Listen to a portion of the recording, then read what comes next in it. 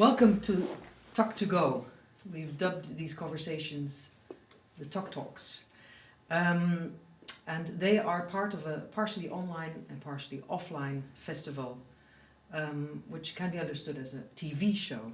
I'll welcome my guests in a minute, but I want to mention that this whole weekend, the Temporary Art Center will showcase artworks revolving around waiting, a conversation I'll have with some of my guests. My name is Saskia and Stein. I'm a curator, a writer and an educator here at the Design Academy Eindhoven. But my first guests are here.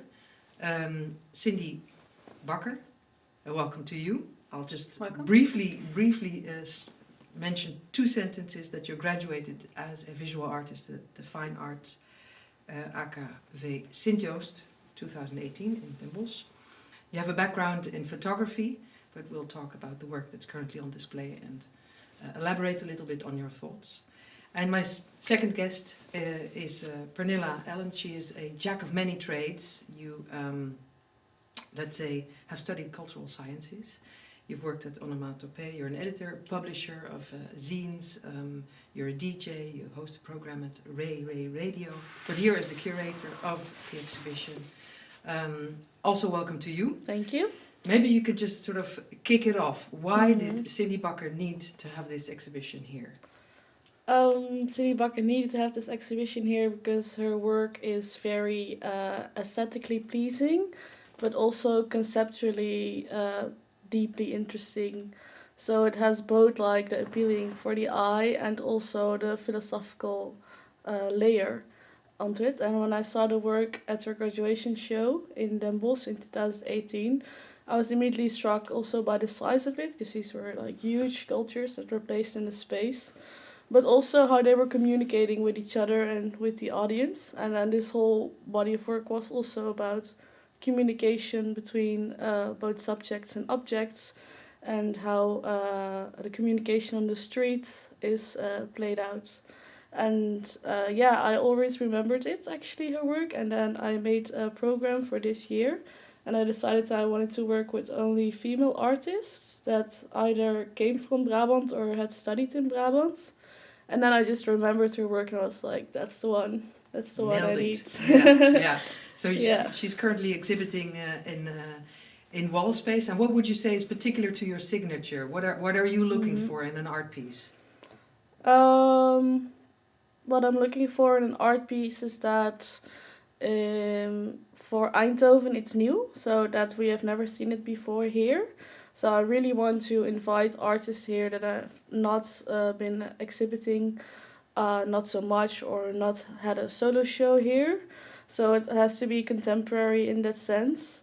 And then, I'm always looking for this combination, as I just mentioned, between aesthetics and theory. So theory and practice always combined. That's kind of a signature of Wallspace situations. Yeah. Because we also do performances, for example, and panel talks and concerts.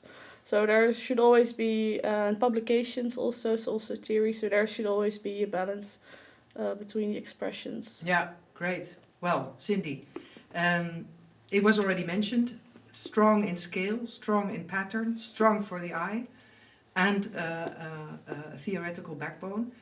Could you unpack a little bit how a process goes when you conceive a piece? Can you take us by the hand a little bit? Yeah, I'm in particular fascinated by the objects in relation to public space and how we perceive this. So my first thought is always like, I see an object, but actually what I see is a shape and a color, because there's so much overwhelming things and information that we perceive. The only thing that I almost can remember is the color and the shape it has. And these things are very primary in its experience, like we all have sort of this same collective understanding of that red and white is a danger mark, and blue and yellow could be an NS train or it's IKEA. So how these sort of monochromes or dichromes are always communicating the same thing. So that's a lot of times a starting point. And then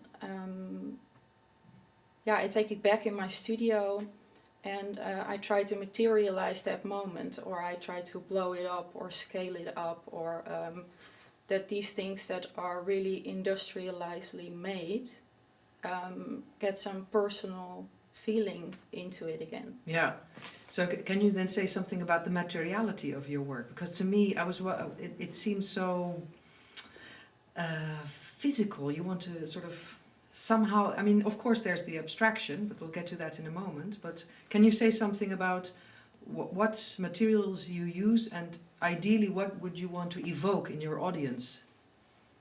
That a perfect example is that someone stands already on a bulb. So it really, you really want to do something with it. And Indeed. you're also not so sure if you are allowed to, or what it's made. Is it a sculpture? Is it a painting? So I really like that you almost feel a child again who is not sure how to use it or something. So if I say something about, I think, the things that are really industrialized that attract my eye, I try to understand and I want to personalize it. So I really take the time to make everything by hand, really knit, for example, the poles are hand knitted, prepare them as a canvas. So these things are almost standing on itself again, and the meaning of what I intentionally meant for it, it goes a sort of beyond your imagination, I hope, again, and that in one work that is becoming so abstract can have several meanings. And then for me, that works. I think what was very nice in the article of the newspaper is that they were talking about the boomerang shaped canvas and that it's made out of rubber. And well, the boomerang I never heard before. I heard the logo Citroën. Yeah. I heard like the traffic where you go to two sides. Yeah. So I think that's very nice that although it's so abstract, that the balls can mean Lego, but they also could mean, you know, that because it's so primary and so simple, you have all these interpretations at the same time again. Yeah. And I think that makes it, for me, a really Interesting. good piece. Yes. I was wondering, for those of the audience who are at home and haven't seen the piece, maybe it's good to just, I hope I'm going to do it just, but the whole space is fluorescent yellow, and you have, let's say, made a pattern or created a pattern of these. We all know them. Your car gets stuck or you overlook them, the concrete balls in public space in order to prevent you to park somewhere, or so just sort of to get because you talk about the works as if everybody has seen them. I want to touch base on this notion of abstraction and would you feel at home if I would say that your style could be caricatured as a sort of within the realm of formalism? Is that a school of thought that you feel? And this abstraction, can you say something about when did you notice that when you start to repeat a pattern? I'm hinting also on copy-paste, right? The title. You copy something from the public realm and maybe paste it in TAC in this case. When did you sort of figure out that within this abstraction there is a richness, if I may call it that? Yeah, I think in my work I'm looking for sort of the icon, or so when something is so simplified, how could it still mean so many different things? What you said about the pattern, and we talked about this earlier, I really, really liked what you said. That it's like, although maybe it's not so political, there is something political in it, because it's you almost militarize, like, because you repeat it and you overdo it and you overdo an action, and you see this object again, and we're trying to, you know, sketch everything out in the public space. And although this work is maybe very formal, it can also have that layer. And I think that was very nice that you pointed that back then out too. Yeah, maybe to clarify the point a little bit, what I try to investigate is that you turn around objects that have a certain, let's say, military or obstructive value, and you make them into something more ambiguous to a certain extent, or you turn that around as far as I'm concerned, and I'm personally quite concerned with the fact that our public realm is getting so militarized, right? There's all these obstacles. Mhm. In order to get in somewhere, you need to have your card or... Before I go to you, Pernilla, just one sure. question. Do you feel... What would be, let's say, your heritage? If you think of Cindy Bakker operates in a school of thought, who are your peers in that school of thought? You mean people that inspire me? For instance, yes. I really like Donald Judd. He's talking about specific objects when it's something, maybe not a sculpture anymore or not a painting, but it's something in between and it also doesn't matter anymore. I really like that thought. I also really like the simplicity of his work. I mean, you almost just walk because it's so made out of these everyday materials. I really like Imi Knoebel, and especially this work of Raum 19 that he made out of this fiber board. We didn't discuss this piece in specific. He took all the shapes out of his studio, and that was a work, and everyone walked by and they didn't notice it. I like this whole idea of object-oriented ontology. Yeah. Like, what is the relation between the object? How do we relate to it? I think that's something I like. Yeah, and my favorite of all is Raoul de Keyser. Yeah. He's a painter he is a real painter, but he also uses the canvas in a different way, that he uses the canvas as an object. Yeah. So they really become this squares in a space. Yeah. And very beautiful, because he made this note about how to paint. If you had to paint a racer, how would you paint it? And he said, I wouldn't paint the racer, but I would paint the grass. And I would paint the concrete and the stripes. So for me, that's a really nice way of, he's saying more it's about the atmosphere around it. And I think this is also the way that I look. I look at the atmospheres that we put ourselves in and the objects that I'm surrounded by. Yeah. Somehow, while I was thinking about your work, I was thinking about this idea of objects that represent larger systems in a way, and you create a new relation, subject-object relation in your work, in this abstraction. It's very... and that makes it maybe a bit of a jump, but I was wondering, you mentioned, or I read an article where you said that you're inspired by the Situationist Internationale. Yeah. True. And this is also sort of somehow tinkering with our notions of systems, both societal or in language, or could you unpack a little bit why they inspire you? Because they are trying to make a system outside of the system. So outside of the economic and capitalist system that we know, that was also happening in the 60s in Paris, where the SI operated. And then what they did was make kind of a program of varied expressions, such as city walking, or they would make collages, like cut up advertisements, or they made films. And in all these expressions they try to make a situation, so make an unexpected moment, like a surprise, like something that could have never happened if you didn't had that intention, but it was also unexpected. So in these situations you can have an experience that's outside of the capitalist economy, and then when you do that you can create happiness or freedom or some of these feelings actually.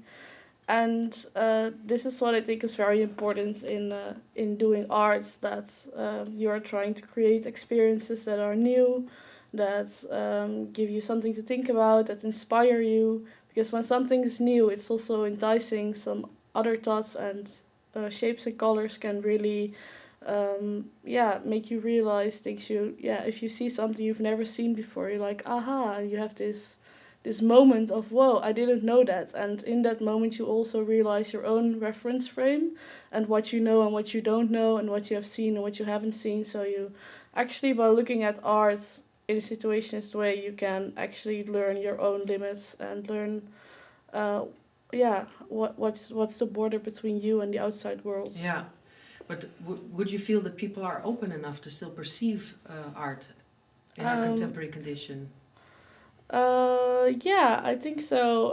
I'm always trying to make exhibitions in places that are kind of fun to go to, so that the threshold, the English word, threshold to step in is very low. Yeah. In that way, because I feel like people have this idea about art and this idea about the art world, that it's difficult, that it's not fun, that it cannot be an inspiring situation, that it's boring even.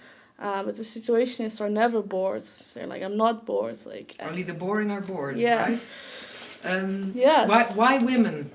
Pernilla? Why women? women? You said I'm going to program Oh, yeah. only women all year.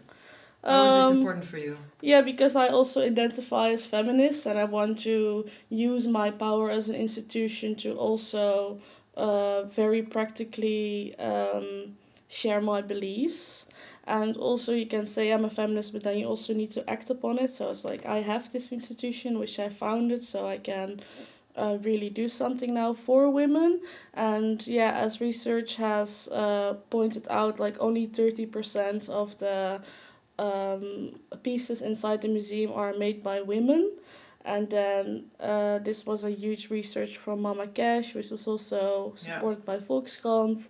And I was like, we need to have we need to make active steps to create balance and to achieve gender equality. And I'm gonna do something to achieve that. Yeah, great. For those of you who want to dive into this, the roadmap to equality can be found online. It's a very insightful research indeed into representation, literally, that we need to be present in collections and in public life and have role models and so on and so forth.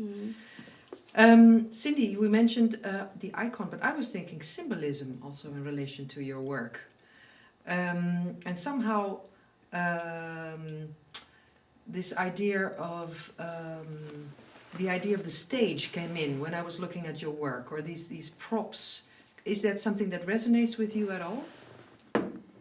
Yeah, definitely. I see the public spaces are decor, where we are just a figure that are placed in this decor of things. I really like the idea of seeing myself as a decor bouwer, as a how do you booth builder, a scenographer, or yeah. Like you make these scenes or these stages, and you're just overwhelmed by this experience that you are in that bubble. Yeah, so I really like that, and because it's also so graphic and so banal. How do you call banal? Banal. Yeah, it's the same word. So I think, yes, I like that very much, the idea of a stage. So, and if you then create this stage, what should happen on that stage ideally? I think I think what is very nice is that I have an intention, but still everyone who walks in their experience is personal. So the same way that I intended to make it, that I want to personalize that moment that is so universal and so collective in a way. This experience is personal, so I cannot say, okay, this is what I want with it. Yeah. But I think that's a nice. This notion of associativeness came through the conversation already, but as we sort of finalize the conversation, I want to ask you. You sent me a text that I thought was so beautiful, that you actually create the same atmosphere with your work, but then through words. So I invite you to read that, but maybe after asking you. I don't know if it's publicly in the know that you're leaving Eindhoven. Yeah, true. You're leaving Eindhoven to go and study in Rotterdam, and I was wondering, when you leave, at least when I leave, I always look back a little bit with a certain melancholy. Yeah. If now, from your position, looking at the cultural landscape of Eindhoven, what would be something that you would genuinely, wholeheartedly want Eindhoven to embrace? I would want Eindhoven to embrace the contemporary and the new and the inclusivity and the intersectionalism And I would Eindhoven to always renew, because a lot of Eindhoven institutions are being run by white middle-aged men, straight cisgender men, and I think that should definitely change. And there are many people like DDG and institutions like DDG or Plasma and me trying to renew that and try to not it be so straight and male oriented. So I hope that will continue. And looking back, I just calculated I made 18 exhibitions and 8 books and like 5 concerts evenings. And then also I did some performances for myself and made some other scenes for myself, but those were the public projects. And I think I did quite well in these past 27 years. So I'm happy to look back on what I did, and I just hope that people will continue the struggle against this capitalist, white, straight, cisgender, male society. Yeah, point taken. You've been a busy bee for sure. It's been way too short, but I invite you, Cindy, to... I'm going to close my eyes and see if it works. I invite you to do the same. I'm going to try to make it very poetic. Segments, seeing parts, specific moment, bump, things, confront, appearance, stillness, color, form, impression, something.